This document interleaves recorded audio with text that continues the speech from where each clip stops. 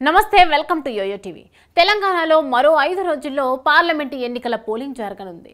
ప్రచారానికి 3 రోజుల సమయం మాత్రమే ఉంది. ఈ నేపథ్యంలో నిజామాబాద్ లోక్సభ స్థానంలో కాంగ్రెస్ బీజేపీ పార్టీలు ఢీ అంటే ఢీ అంటున్నాయి.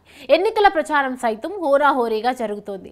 ఈ క్రమంలోనే సులువుగా గెలుపు తీరాలకు చేరేందుకు ఓ ఆఖరు అస్త్రాన్ని బయటకు తీశారట కాంగ్రెస్ అభ్యర్థి జీవన్ రెడ్డి. దాంతో సానుభూతిని రగిల్చే ప్రయత్నంలో ఉన్నట్లు తెలుస్తోంది. అది గనక వర్కౌట్ అయితే చాలు, ఇక తాను గెలిచినట్టేనని భావిస్తున్నారు జీవన్ రెడ్డి. తనకు ఇవే చివరి ఎన్నికలని, ఆఖరు ఛాన్స్ ఇవ్వమంటూ దాదాపు కన్నీరు పెట్టుకున్న రేంజ్లో ఓటర్లను అడుగుతున్నట్లు సమాచారం. 7 పదుల వయస్సులో ఉత్సాహంగా సభలు సమావేశాల్లో పాల్గొంటున్న మాజీ మంత్రి ఒక్క ఛాన్స్, లాస్ట్ ఛాన్స్ అనడం చూసి కొన్ని వర్గాలు సైతం ఆలోచనలో పడుతున్నట్లు ప్రచారం జరుగుతోంది. నాకిక పెద్దగా కోరికలేం లేవు, లాస్ట్ ఛాన్స్ ఇస్తే నియోజకవర్గాన్ని విచ్చలవిడిగా డెవలప్ చేసేసి మీ గుండెలో చిరస్థాయిగా నిలిచిపోతానంటూ టన్నులుగా సెంటిమెంట్ ని పిండేస్తున్నారన్నది లోకల్ టాక్. బీజేపీ వేస్తున్న నాన్ లోకల్ ముద్రను పోగొట్టుకునే ప్రయత్నం కూడా మొదలుపెట్టారు. నేనిక నిజామాబాద్ లోనే ఉంటా, ఇందూరు అభివృద్ధికి కట్టుబడి ఉంటానంటూ లోకల్ వెపన్ ని కూడా బయటకి తీస్తున్నారు జీవన్ రెడ్డి. నేను రైతు బిడ్డను, ప్రశ్నించే గొంతుకను అంటూ రోజుకో నినాదంతో ప్రజల్లోకి వెళ్తూ సానుభూతిని క్రియేట్ చేసుకుంటున్నారు. మేనిఫెస్టోను గడప గడపకు తీసుకెళ్తూనే ఓటర్లకు సెంటిమెంట్ ఆయింట్మెంట్ ని రాసే ప్రయత్నం చేస్తున్నట్లు సమాచారం.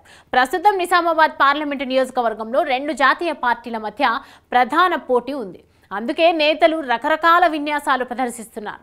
అభ్యర్థితో పాటు 2 పార్టీలకు చెందిన ముఖ్య నేతలు సైతం సీరియస్ గానే తిరుగుతున్నారు. బీజేపీ అభ్యర్థి అరవింద్ కు అహంకారం ఎక్కువని, అదే సమయంలో జీవన్ రెడ్డి సౌమ్యుడని, అహంకారానికి మంచితనానికి మధ్య ఇక్కడ ఎన్నికలు జరుగుతున్నాయంటూ కాంగ్రెస్ నేతలు ప్రచారం చేయడం కాకరేపుతోంది.